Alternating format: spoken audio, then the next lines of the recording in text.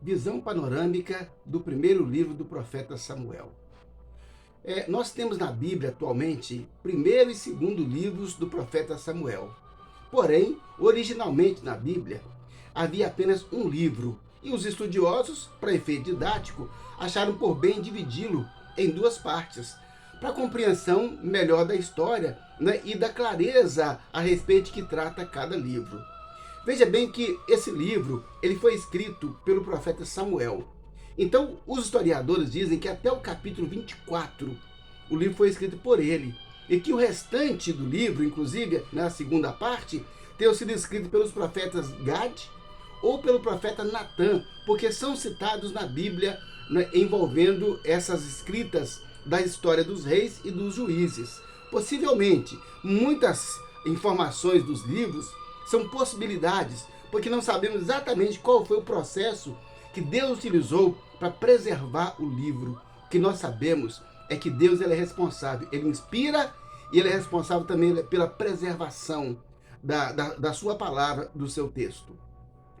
O primeiro livro de Samuel, ele abrangeu historicamente um período em torno de 115 anos, que foi entre mais ou menos 1171 até 1050, mais ou menos, antes de Cristo. Mais ou menos esse período. E o livro, ele vai tratar de três personagens em destaque. Vai tratar de Samuel, vai tratar de Saul e vai tratar de Davi. Veja bem que o livro de Samuel é um livro de transição, porque ele vai mostrar a transição, primeiramente, dos juízes para os reis. Na época dos juízes, Deus era o rei. O Senhor invisível, ele era o rei.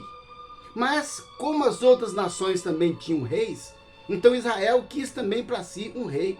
Então nós vemos a transição de juiz para rei e vemos também a infeliz transição, quer dizer, de um rei invisível, Deus Todo-Poderoso, para um rei humano, falível, limitado. Mas é como Israel disse, queremos ser como os outros povos. Mas os outros povos não tinham um Deus como o Deus de Israel.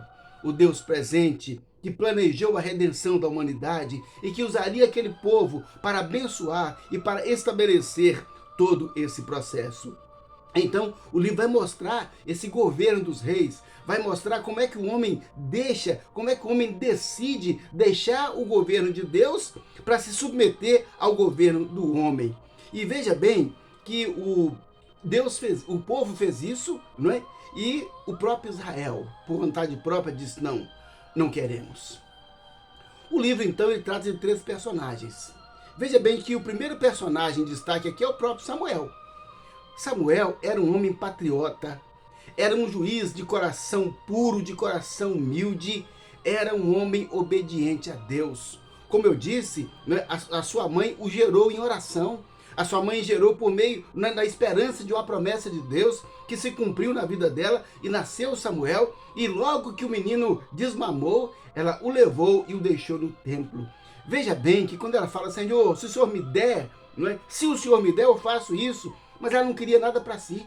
Ela queria um filho, e queria um filho homem. E olha só, aí o consagrou ao templo, porque queria que ele fosse um filho sacerdote, um homem de Deus. E de fato foi o que aconteceu, porque Samuel, ele se tornou o paradigma.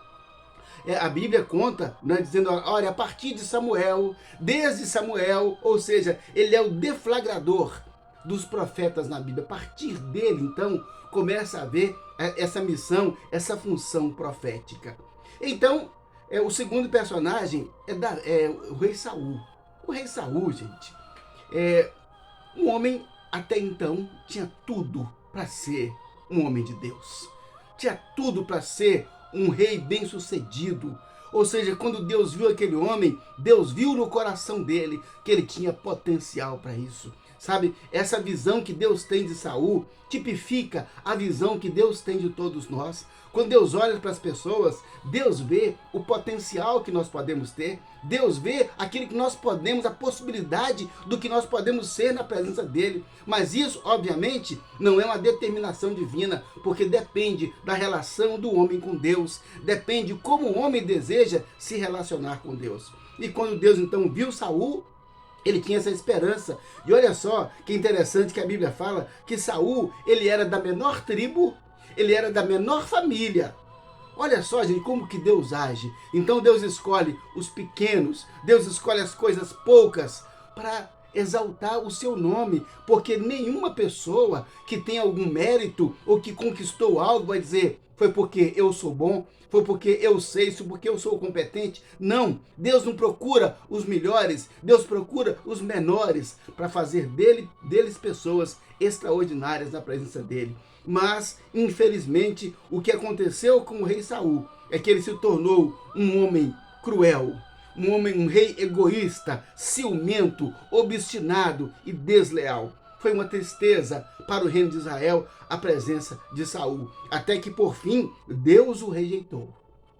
Porque não era possível que um homem desobediente, obstinado, ciumento e cruel porque a Bíblia nos conta que ele matou 85 sacerdotes, simplesmente por entender que de alguma forma eles poderiam ter ajudado Davi quando Saul o perseguia, quando Saul estava enciumado de Davi.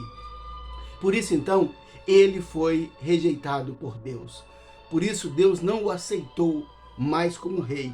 Mas ainda dentro do papel do profeta Samuel, Deus falou, você vai agora ungir Davi. E olha que Davi, ele era o menor também de uma família pequena. Ou seja, Deus mais uma vez escolhendo os menores, escolhendo os pequenos, para que o seu nome se propague. Deus não depende da grandeza do homem. Não que ele não use pessoas relevantes, grandes. Não, Deus usa todos. Mas o fato é que Deus não depende da grandeza de um homem, porque Deus é que nos faz grandes. Deus é que nos faz relevantes no seu reino. Por quanto mais humilde o ser, mais relevante ele pode ser no reino de Deus. Então, esse livro de Samuel, que fala dessa transição, nos apresenta vários aspectos. O Samuel nasceu de uma forma extraordinária.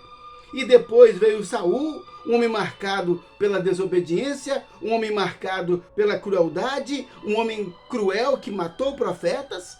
E Davi, ele entra na sua história, exatamente naquele ponto em que Israel estava diante de um exército imenso lá dos filisteus, e Davi vai levar queijo e pão lá para o chefe dos irmãos dele, e ele vê aquele insulto de Golias, e ele fala, não pode ser, e ele se predispõe a lutar. E olha só como que Davi é um personagem interessante.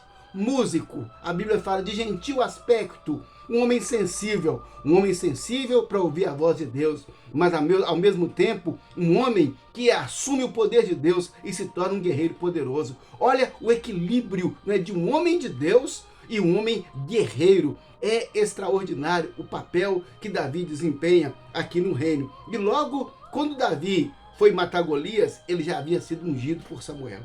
Ou seja, o Espírito de Deus já havia se apossado dele, e ele então começou a ver coisas sobrenaturais. E ele teve a coragem de ir lá enfrentar aquele gigante. A partir daquele momento, então, Saul, né, o designou como comandante de tropas. Tornou-se um comandante de tropas de Saul, e logo tornou-se famoso, e logo se tornou o genro do rei, porque se casou com uma das filhas de Saul. E a verdade é que Saul começou a ficar com ciúme dele, porque ele já sabia que havia uma profecia de que Davi seria rei, porque ele já havia sido rejeitado por Deus e o profeta Samuel já havia falado isso com ele. Então ele deflagra uma perseguição contra Davi, persegue Davi, tem que mandar os familiares dele para outra cidade, para outro país, para não serem mortos pelo cruel Saul. E Davi foge, até que por fim vai morar com os filisteus. Depois ele fica com os filisteus, até o dia em que Saul, numa batalha terrível, é morto. Então, naquela última batalha, morre Saul, morre Jonatas, o grande amigo de Davi, com quem ele tinha uma aliança de lealdade, e os outros filhos de Saul todos morrem. Então, Davi, depois da morte de Saul, ele volta para Israel e é ungido rei de Hebrom. Aí já estou entrando no segundo livro de Samuel. Então, Samuel conta exatamente essa história, mostra a dependência do homem de Deus, mostra como é que um homem ungido por Deus para ser rei, como é que ele vai passar por vários processos. Queremos o reinado, queremos o trono, queremos estar naquele lugar ali de reino, mas existe um processo. E esse processo vai implicar em humildade, muitas vezes enfrentar a injustiça, a perseguição, ser leal a Deus, confiar no Senhor, apesar de tudo, sofrer perdas de pessoas que amamos. Tudo isso aconteceu com Davi. Então o livro de Samuel, de 1 Samuel, termina com a derrota de Saul e de seus filhos. Ou seja, a partir agora do 2 Samuel, nós vamos começar a ver o princípio do reinado de Davi. Essa é a visão panorâmica da história do livro. Espero que tenha sido útil para você.